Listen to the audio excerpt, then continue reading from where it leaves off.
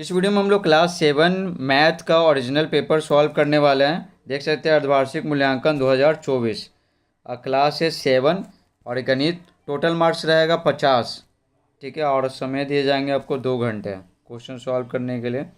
तो ये सब आप भर लीजिएगा, छात्र छात्रा का नाम, रोल नंबर और प्रखंड जिला, ये सब। नेक्स्ट है, पहला कोष्टक में से सही विकल्प चुनकर खाली जगहों को भरिए। ठीक है, 10 नंबर का है। पहला, यदि भूतल से कुएं की गहराई 47 मीटर है तो कुएं की गहराई को प्लस 47 मीटर द्वारा व्यक्त किया जा सकता है।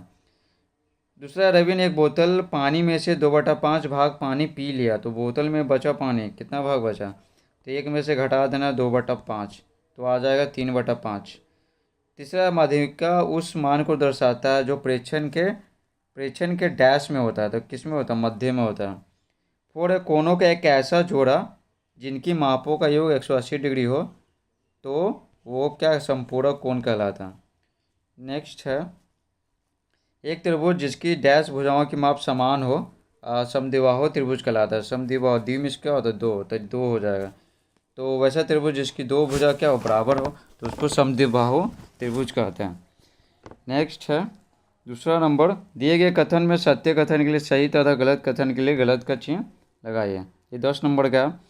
पहला, दो वर्ग सर्वांगसम होंगे यदि उनकी भुजाएं समान माप की हो। सब भुजा बराबर होगा तो सर्वांगसम हो गई, तो हो जाएगा सही। समकोण त्रिभुज में कर्ण का वर्ग अन्य दो भुजाओं के वर्गों के योग के बराबर होता है, तो ये सही हो जाएगा। ये इस तरह से त्रिभुज है तो इसका वर्ग और इसका वर्ग बराबर इसका वर्ग होता है। ठीक है, जब दो आसन कोणों के योग 190 डिग्री हो तब ये रैखिक युग्म कहलाते हैं, तो ये गलत हो जाएगा। रैखिक युग्म होने के लिए ना, ये जैसे दो कोण है तो दोनों का योग 180 होना चाहिए, 90 नहीं। तो यहाँ 90 बोला तो क्या हो जाएगा? गलत हो जाएगा। ठीक है, तीसरा क्या गलत? जब घटना के घटित होने का कोई संयोग नहीं है तो उनकी प्रायिकता होती है, तो प्रायिकता क्या? 0 होती है। यहाँ बोला क्या? 1 होती है, तो ये क्या हो जाएगा? गलत हो जाएगा। 5 है, दो उचित भिन्नों का गुणनफल गुना किए गए प्रत्येक भिन्न से कम होता है, तो ये सही है। ठीक है, आप ये चेक भी कर सकते हैं एग्जाम्पल लेके। तीसरा देखिए, स्तंभ अ को स्तंभ ब के साथ सही सही मिलान कीजिए। 10 नंबर का। तो देखिए यहाँ पर 8 छक कितना होता है? 48 होता है। ठीक है, यहाँ पर देखिए 8 छक कितना? 48 होता है। माइनस माइनस प्लस हो जाएगा। ठीक है, यहाँ ध्यान रखिएगा माइनस माइनस क्या है? प्लस हो जाता है, तो ये क्या हो जाएगा? 48 हो जाएगा।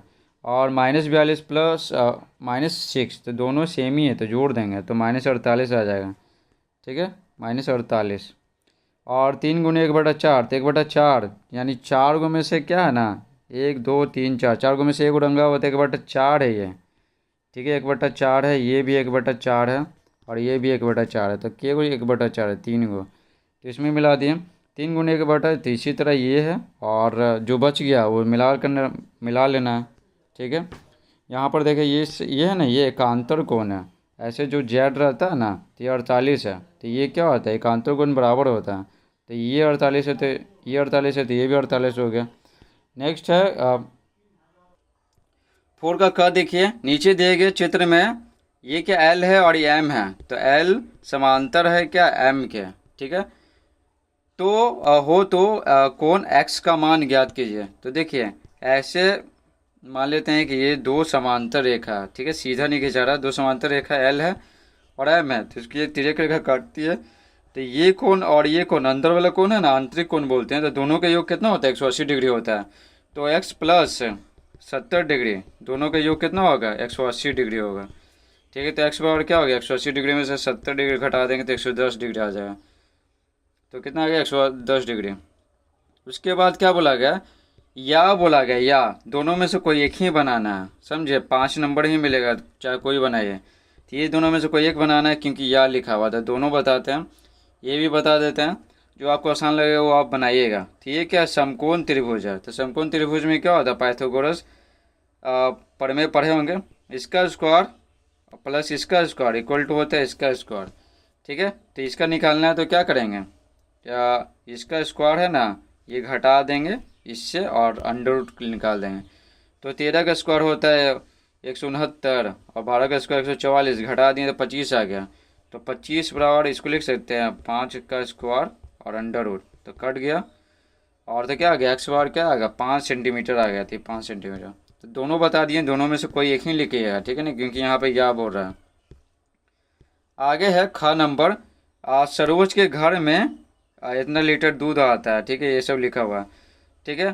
तो यहाँ पर या देखिए, या दिया हुआ, तो ये ज़्यादा आसान है, तो जो आसान है वही बताते हैं। तो रोहित वाला बताते हैं। तो रोहित 1.1/4 किलोग्राम सेब 100 रुपये में खरीदता है। तो आप बताइए सेब का मूल्य प्रति किलोग्राम क्या है, प्रति किलोग्राम सेब क्या है। तो देखिए लिखेंगे, रोहित 1.1/4 kg सेब 100 रुपये में खरीदता है, ठीक है। तो 4 × 4, और इसको पता ही है कि क्या करते हैं, इसको गुना करते हैं, इसको प्लस करते हैं, तो 5/4 आ गया। 5/4 kg सेब 100 रुपये में देगा। 1 kg क्या देगा, तो 1 kg इसको नीचे चला जाएगा, ठीक है, हर में चला गया, तो 4 ऊपर चला गया फिर, ठीक है। तो कितना आ गया, यहाँ देखिए, यहाँ लिख देते हैं आपको 100, तो हो गया 100 × 4/5, तो 5 एकम 5 और 20 बार में हो गया, ठीक है। तो यहाँ पर क्या बच गया, 20 बच गया और 4 बच गया, 20 चौके कितना होता है, 80 होता है। तो आंसर कितना आ जाएगा, 1 kg सेब का दाम कितना हो जाएगा, 80 हो जाएगा, ठीक है, 80। आगे है पांचवा, देखिए, हिंदी की अध्यापिका 5 कमजोर बच्चों द्वारा छमाही परीक्षा और वार्षिक परीक्षा में पूर्णांक 50 में से प्राप्त किए गए अंकों को निम्न रूप में दर्शाती हैं, ठीक है। ये छमाही परीक्षा में 20 ये सब है, ये छमाही परीक्षा का और वार्षिक परीक्षा का, ठीक है। तो ये सब का दिया हुआ, इन आंकड़ों से दोहरे दंड आलेख खींचिए। तो इस तरह से आलेख खींचते हैं ना, ठीक है, इस तरह से सीधा करके ऐसे, और इसका सबका ऐसे ऐसे कर देंगे, ठीक है। तो वो सब है, 10-10 ले लेंगे ऐसे जो है ना, तो 10-10 ले लेंगे। खैर जो आसान है वो बताते हैं। तो ये या देखिए, या ये ज़्यादा आसान है। दिए गए चित्र में त्रिभुज एबीसी और एडीई के सर्वांगसम होने की जांच कीजिए तथा सर्वांगसम होने या न होने का कारण भी लिखिए। पहले तो बताइएगा सर्वांगसम है कि नहीं है, ठीक है, और फिर बताना है क्यों है, कारण भी बताना है, समझे। तो यहाँ पर आप देख रहे हैं कि क्या लिखा हुआ, देखिए यहाँ पर क्या है, ये 2 है, 2 सेंटीमीटर, ये 2 सेंटीमीटर, ये 6 सेंटीमीटर नीचे देख रहे हैं, और ये 6 सेंटीमीटर, ये भी 6 सेंटीमीटर, ठीक है, दोनों त्रिभुज है, ठीक है। और ये जो कोण है ना, ये 90 डिग्री है, ये सीधा है ना, तो 90 डिग्री है। तो ये भुजा और कोण और भुजा, ठीक है, भुजा कोण भुजा से क्या हो जाएंगे, ये सर्वांगसम हो जाएंगे, ठीक है। तो देखिए यहाँ पे क्या लिखेंगे, त्रिभुज BCA, ठीक है ना, ये वाला त्रिभुज और ये वाला त्रिभुज, ठीक है। तो BCA और DEA ये वाले त्रिभुज में, तो ये क्या है, पहले तो लिख देंगे BC, ठीक है, ये वाला और ये वाला दोनों क्या बराबर है, लिख दिए, ये बराबर इसके, तो ये भी क्या किए, लिख दिए, और ये लिखने की जरूरत नहीं है।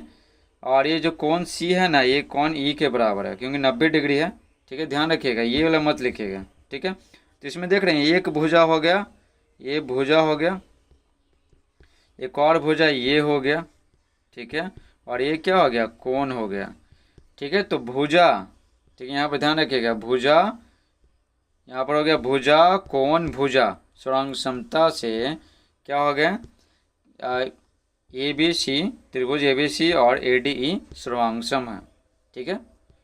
तो इस प्रकार से पूरा वीडियो समाप्त होता है। आई होप ये पूरा पेपर आपको समझ में आया होगा।